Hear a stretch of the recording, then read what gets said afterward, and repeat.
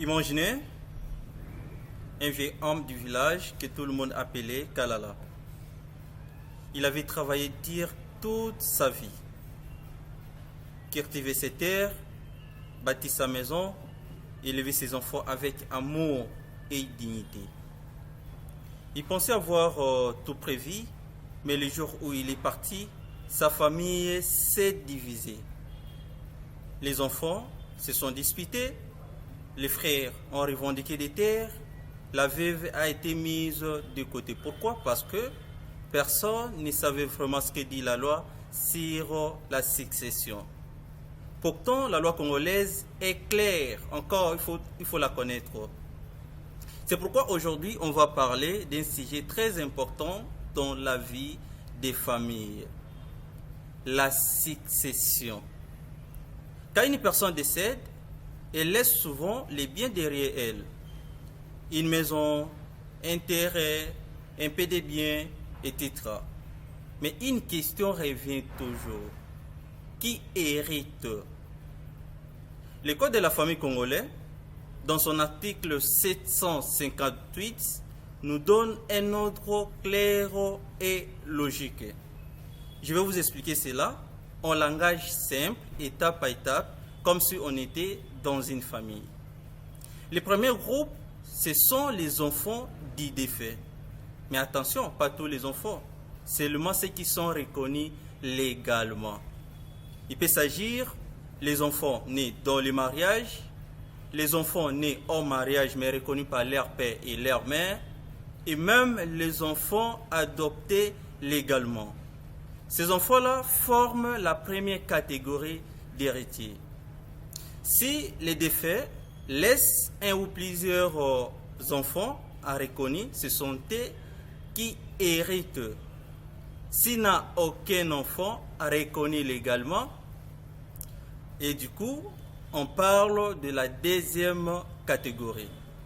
Cette deuxième catégorie comprend trois groupes.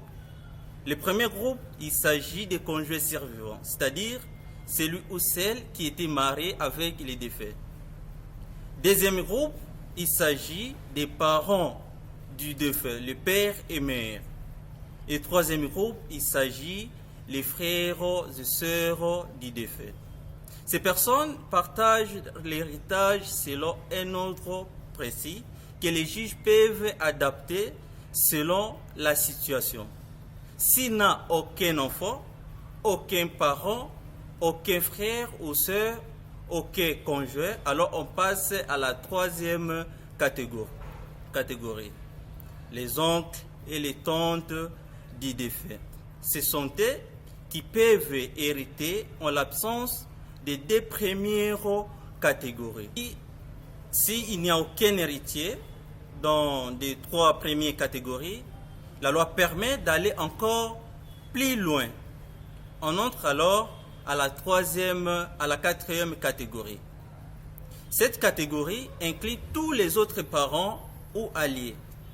Les cousins, les neveux, les belles-sœurs, les beaux-frères, etc.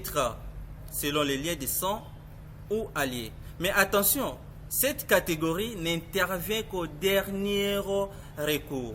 Et si jamais il n'y a personne d'autre, il n'y a aucun enfant, aucun parent, aucun frère ou cousin, personne. Est-ce que les biens restent sans maître? La réponse est non. Dans ces cas exceptionnels, c'est l'État congolais qui devient héritier. Ce n'est pas une cinquième catégorie, c'est simplement un mécanisme de protection pour éviter que les biens soient abandonnés ou pillés. Mes très chers amis, les droits congolais classent 4 grandes catégories d'héritiers pour que les choses soient claires, justes et organisées. Souvenez-vous, le droit n'est pas réservé aux spécialistes ou aux tribunaux. Le droit est là pour nous protéger, nous défendre, même dans le moment le plus personnel de notre vie. Alors si tu veux que les droits soient clairs, concrets, accessibles à tous, abonne-toi, partage cette vidéo et surtout pose tes questions aux commentaires. Merci pour ta fidélité. À très bientôt pour de nouvelles vidéos juridiques.